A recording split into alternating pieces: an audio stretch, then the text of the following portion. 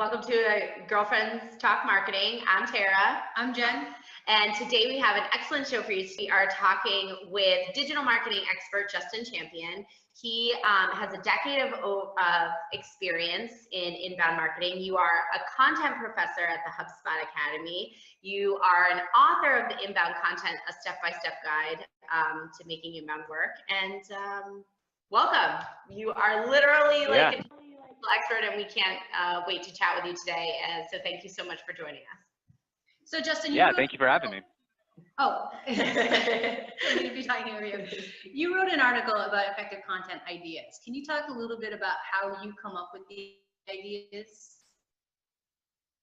Sure. So there's many different ways that you can generate different types of content ideas, but two important things to keep in mind when you're generating ideas. The first one is you want to understand what content currently exists out there on the specific topic that you're writing about, and then understand the best way that you might be able to research it. Now, my suggestion would be start at Google, right? I'm not telling you to go get a platform. The best thing you can do is go directly to the source and start doing a series of searches to find out what sort of content exists. Is there even demand on the specific on the specific topic?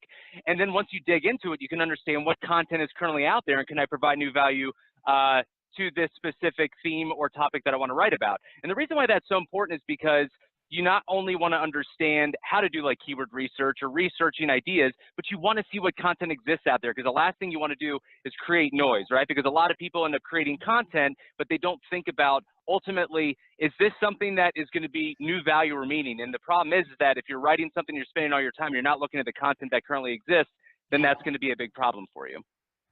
Yeah.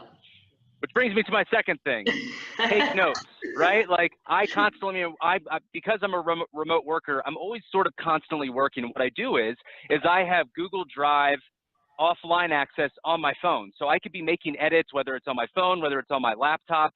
If an idea hits me in the head, if I don't have something, if I'm not doing specific research, like let's say for instance, you're doing research and then you're going to reflect on it. And then you're going to get this idea and you're like, man, you're going to have this moment. And unless you write it down, you're going to forget it. And a lot of people, that's one of the biggest problems, is that they sort of wait for inspiration to strike. When inspiration strikes, just make sure that you document it so you can get that idea out. Yeah. No, that's so good. Thank you. I love that little hack about offline editing. That's so great, because with content, that's, I think, some of the things that people struggle with most is actually like being prepared when they have the idea and the aha comes, and then actually taking time to kind of write that stuff down. So yeah, Jen's a journalist. She knows. You can call yourself and leave a message. I've done that before. I send myself emails. The reflection piece is so important, right? Because people are always constantly sprinting, but you got to be more strategic. You have to mull over on something. Sometimes I get really excited about an idea that I want to work on, and then I sit on it for a day, and the next day I'm like, do I still really feel excited about it, or have I really thought about all the different holes or things that might not make sense with it? So if you have a good idea, make sure you reflect on it to really think about it and make sure that it's something that can be all that it can be. Awesome. Good advice. That's why you're the master. Cool. So in terms, we've been hearing a lot about like preserving the user experience, talking about prospects, customers, content obviously plays a huge piece in that. Can you talk to us a little bit about preserving the customer journey and the user experience and how all that kind of plays in together? Definitely. So there's two big things to consider when you're trying to think about your customer's journey. First of all, you have to understand your buyer personas. Maybe it's one, maybe it's five. It's really dependent on how many products or services that you have. And really what a buyer persona is just a semi-fictional representation of your ideal audience based on data, right? Like you want to be able to paint a picture of what this person looks like.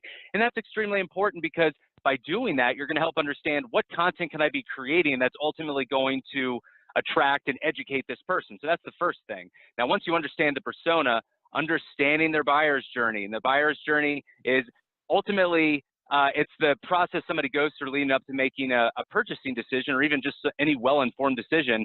But the entire buyer's journey goes from somebody not knowing who your brand is all the way down to becoming a customer. So if you know your buyer personas, really think about the buyer's journey and what that experience is. Think about not only what type of content is going to be helpful for them, but what's the format of it? Is this person a reader? Should it be a guide? Is this person more visual? Do we need an infographic or a video?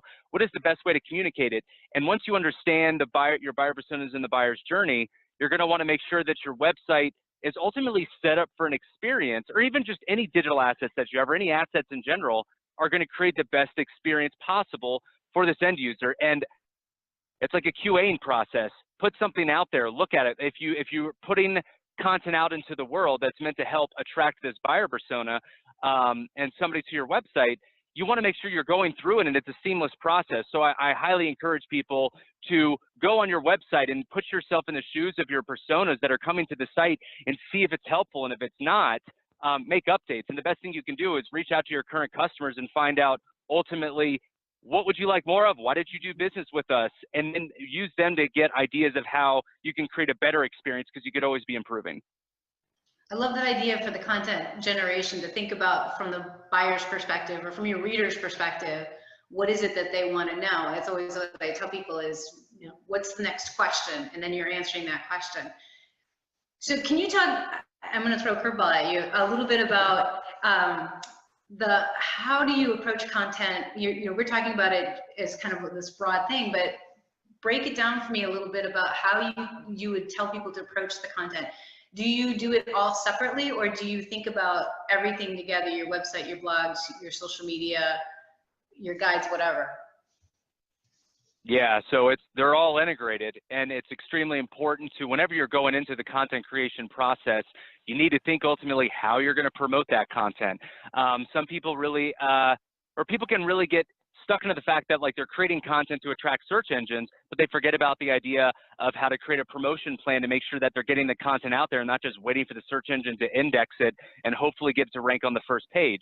So one thing that I recommend is use your skill sets to their advantage, meaning that I am more of a visual person, so I might create a video first that turns into a blog post that maybe turns into something else. So think about your process and use your skills and whatever you have in-house internally right now to create content, and then repurpose it into different ways that ultimately can help your media channels get the word out there, get the promotion side of it out there.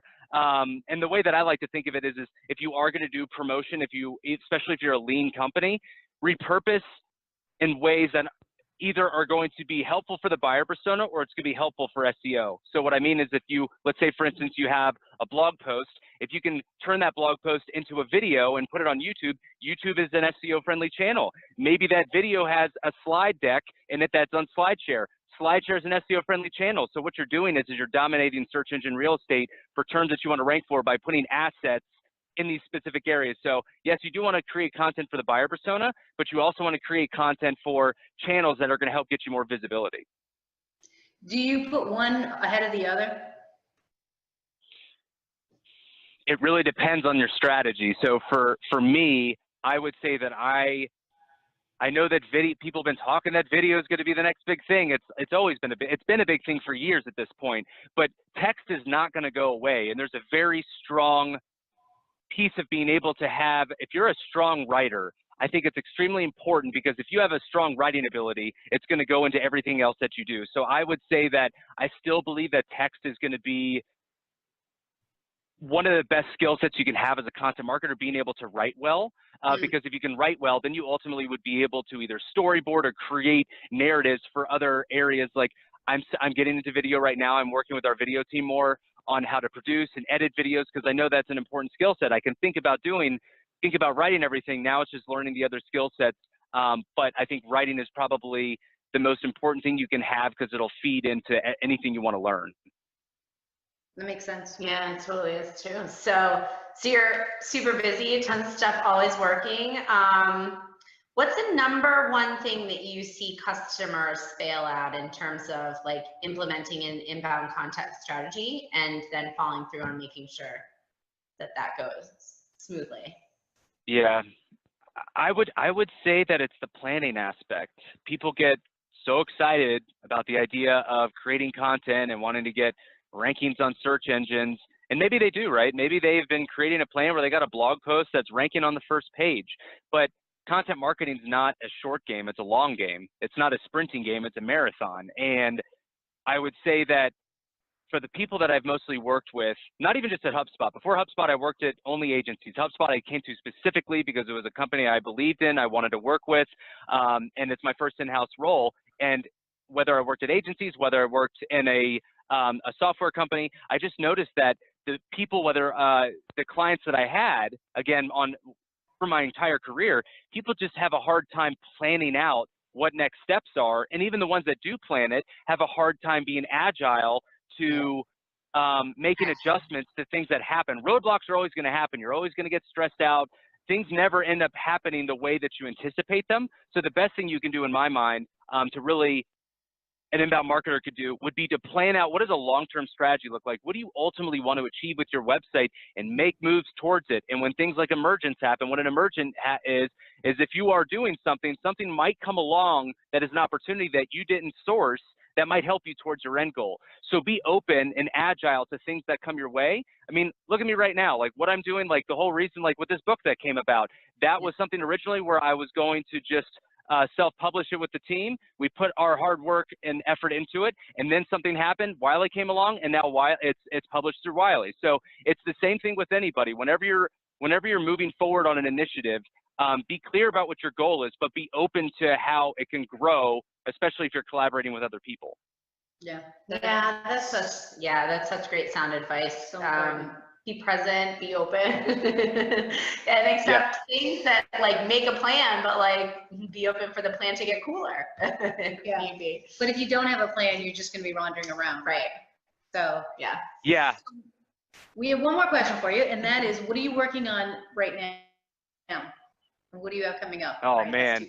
Few questions, Yeah, so out of everything I've done right now, well, the one thing I'm doing right now, and the one thing I just feel fortunate about of being, not only being the content professor for HubSpot Academy in a role that I'm very passionate about, but being able to do it in a way that's really me, like dialing in from the back of the truck and talking to you all.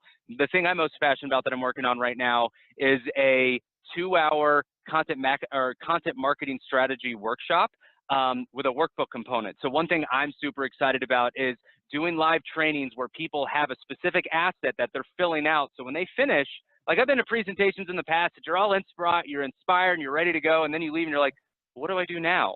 So the whole workshop series that I'm doing right now is that everybody's inspired and educated during this workshop, but then they have this workbook that they can go back to their business and make an impact immediately. And I'm getting really good feedback on the tour, both on the content, the narrative of it, but then critical feedback that's helping me grow it. And that's why I'm so excited about it, is because you need critical feedback from people. You need to understand what are the things that I'm missing. And this tour right now is not only helping me understand how valuable the content is that we're working on, but how we can keep improving it. And the way that you can look at this this workshop tour, because they're all free. That's the other thing. The reason why I love Academy is because we're giving it all away for free. You can go to hubspot.com/content. And there'll be a live training button, and it'll tell you all the events that I have that are coming up. So if you are in the area, come out, and would love to see you and help your business grow. Fantastic. So good, so good. Well, Justin, thank you for joining us. Guys, get in contact with Justin, reach out to him. You too can, take a selfie with him in the van when you see him. And thank you for joining us, and thank you for tuning in, and we will see you next time. Thanks. Of course. Thanks so much for having me. Bye. Bye.